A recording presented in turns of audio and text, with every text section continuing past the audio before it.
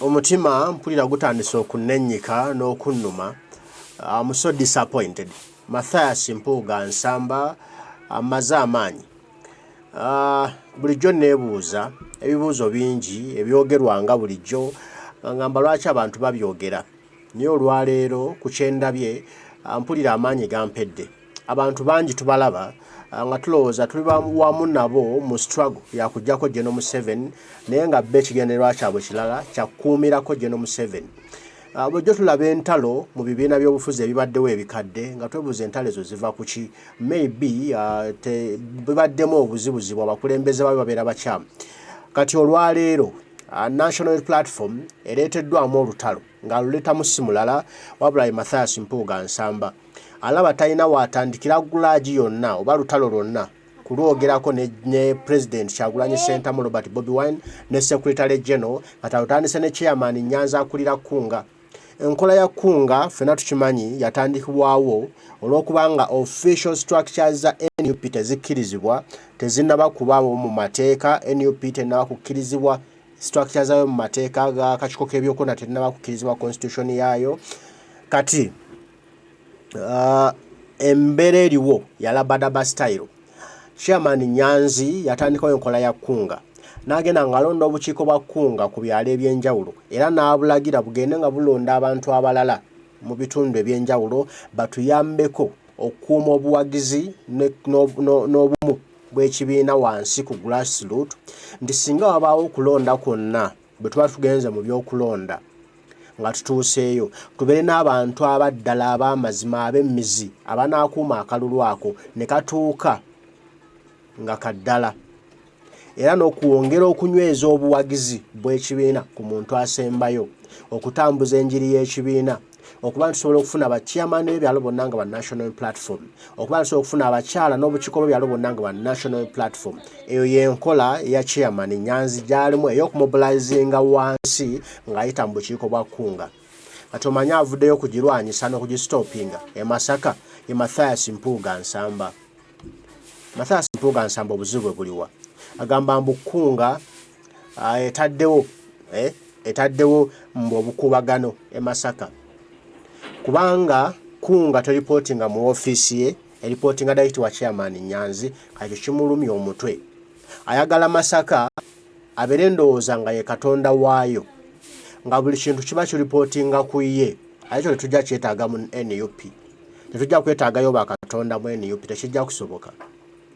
Kati ekiriwo Agobye akakiiko ka Kkunga kataalonda. Mathias Mpuuga Agobye muganda wange ng'odduka speedi nga nnene lwaki weeyambula nga bukyali. Kansooke nkulaga esitole eno ekoleddwa bannaffe aba NBS obiwulire naawe. Olutalo olw'omunda mu bannakibiina ki National Unity Platform e Masaka olwongedde okunyinyiitira era w'owulira bino abakulembeze b'ekibiina kino e Masaka bayimiriza mbagirawo enteekateeka ya Kkunga yateekebwawo Ssaabakunzi wa NUP Fred Nyanzi nga bagamba nti ennaku zino teriimu bwerufu. Wadde ng'ekyabula emyaka ebiri okuddamu okulonda kwa bonna okwa 2026 ebbugumu eriri mu kisaawe ky'ebyobufuzi e Masaka lyandikulowoozesa nti akalulu ka mwezi gujja anti abakulembeze ba National Unity Platform e Masaka bwe basisinkanye basizza kimu nga nkuyege nti enteekateeka ya Kkunga eyimirizibwa embagirawo okutuuka ng'agikulira ze nannyonnyola. Olukiiko olwabadde lukubirizibwa amyuka pulezidenti wa Nup Bona ow'ekitiibwa Mathias Mpuuga lugamba nti abakulira enteekateeka ya Kkunga mu Masaka bafuuse kazaala bulwanga kati be bavujjirira obutabanguko mu kibiina kino e Masaka. Tusazeewo era obukulembeze bulambike bammemba b'ekibiina ku nteekateeka z'ekibiina ezigenda mu maaso ezifuuse kalibattanya mwe mulinga program esimbye mu ofiisi ya Ssaabakunzi w'ekibiina gye bayita Kkunga. Mu kuteesa okubadde wano kivuddeyo nti ebadde eyawudde mu bannakibiina buli muntu ng'agikozesa okuyisaawo ebibye ne tusalawo nti omukunzi w'ekibiina ajja kuyitibwa ajja alambike enkola yaayo ate bw'eba ekolebwe ng'esimbye mu matabi g'ekibiina n'enkiiko z'ekibiina. kunga Masaka kunga. Bino olugudde matuga abakulembeze bakunga e Masaka. Engalo ne bazikuba mu makiikakiika era ne bazza omuliro. Nga beebuuza bano gye bajja obuyinza okugoba n'okuyimiriza kunga eyatandikibwawo Ssaabakunzi wa Nupu. Mbadde emiruka nagimala nga ntandise byalo. Oŋŋamba nti si kunga kitegeeza oyagala ekibiina kyaffe kisaanewo. Tetugenda kukkiriza muntu kwezimbira Bwakabaka mu NUP ekyalo amalamayini. Olukiiko luno olwatandise emisana ne lugwera ku ttaala nga buzibidde ddala. We lwaggweredde nga bannakibiina bayisizza n'ekiteeso ekigoba Florence Namayanja ku bwa ssentebe bwa Nupu e Masaka ne bakuba n'akalulu wabula Mpuuga n'akigaana. Naye era ekiteeso ekyo olaba nti abantu bakiise ekifunye obululu bungi weewaawo Deputy President neyambisa obuyinza bwe obumuza n'akiyimiriza.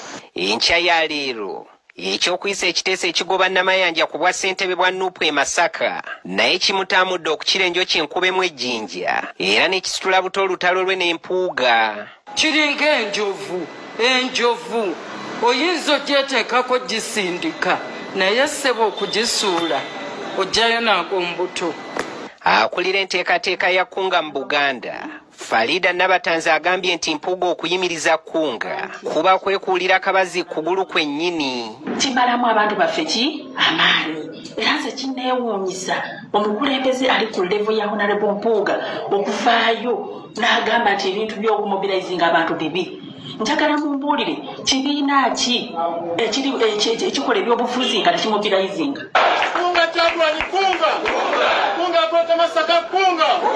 Enteekateeka ya kunga yatongozebwa Ssaabakunzi wa Nupu Fred Nyanzi mu mwaka gwa 2020 n'ekigendererwa ekyokusitula obuwagizi bw'ekibiina. Ebbendobendo ly'e Masaka kye kimu ku bitundu ekibiina kya Nupu gye kyasinga okwegiriisiza mu kalulu ka 2021 ng'ebifo ebisinga okuviira ddala ku babaka ba paalamenti baabitwala. Naye kati enjatika ezeeyolekera mu bakulembeze baakyo e Masaka zissa obuwagizi bw'ekibiina kino ku minzaani. Farish Magembe, NBS Amasengejje. Farish Magembe, NBS Amasengejje tweyanziza.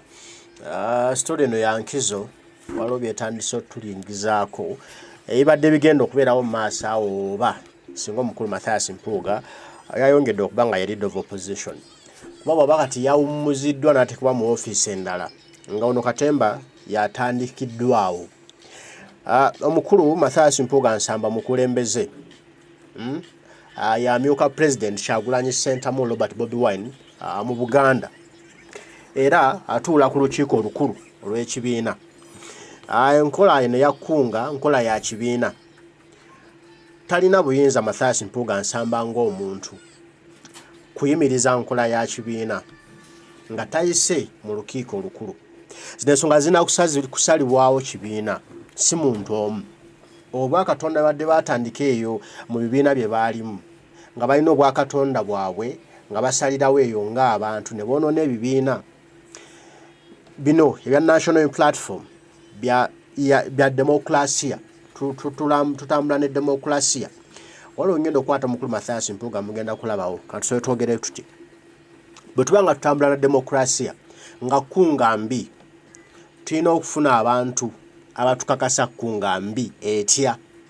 Bwe bamala otukakasa kunga mbi n'obibwayo ne tugenda mu lukiiko lw'ekibiina ne tunnyonnyolegana ku ofiisi wali Makerere Kavule nti kunga mbi olw'ensonga ABCD e Masaka ekozeeyo kino, Embaala ekozeeyo kino, Embalala ekozeeyo kino, e Busoga ekozeeyo kino.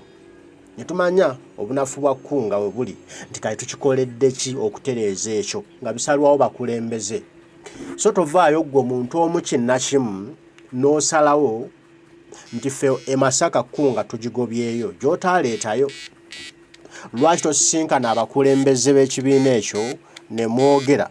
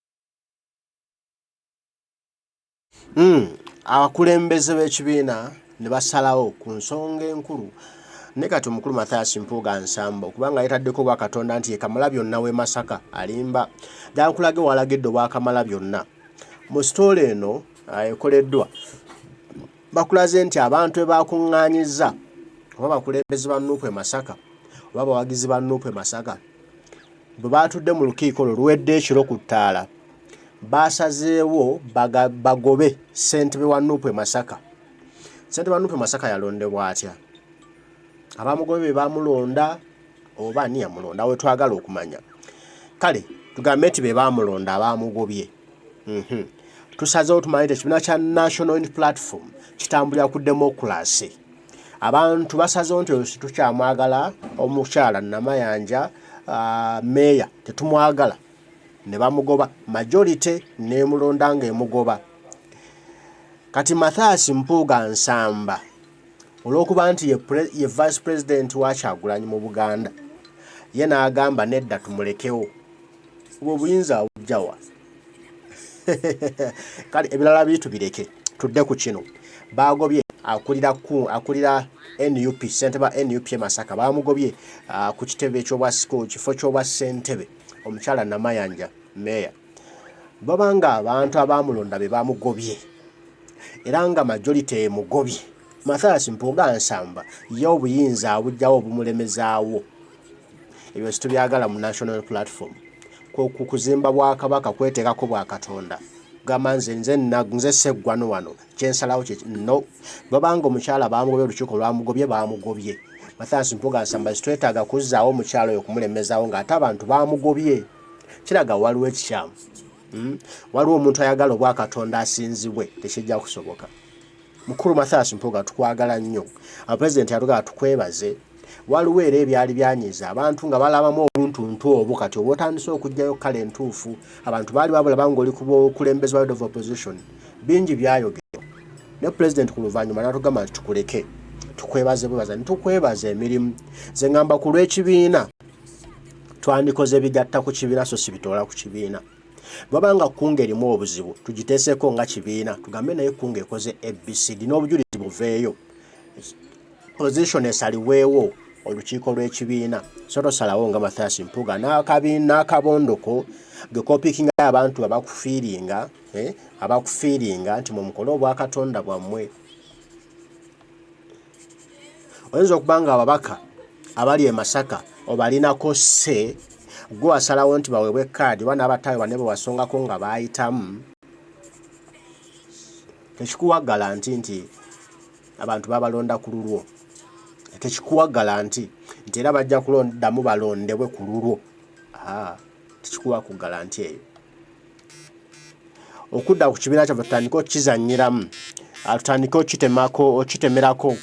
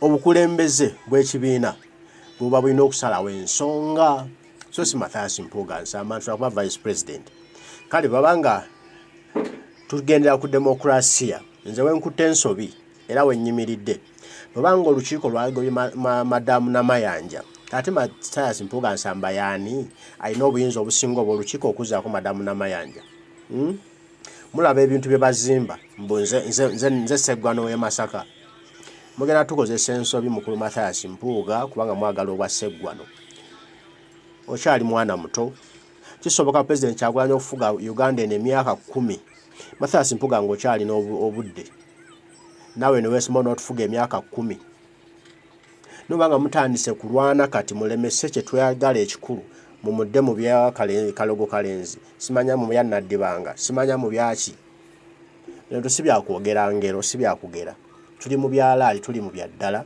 byakujjako Mwami Museveni gwe mulamwa gwaffe si byakulwanira bifo kwate tuna kye tuganyulwamu kati bw'obanga obadde mubaka wa Masaka Nyendo Mukungwe nga Masaka yonna yaffe ya national platform nenga situlina president kike muyambye kale kike muyambye eggwanga Uganda nga situlina buyinza mwe wamwe ensimbi z'okusoma Masaka abaana basoma bulungi amasomero malungi mwe wamwe Masaka amalwaliro galimu eddwaliro amanya galimu eddagala mwe abasawo Masaka basasulwa bulungi kubanga mwena muli ba NUP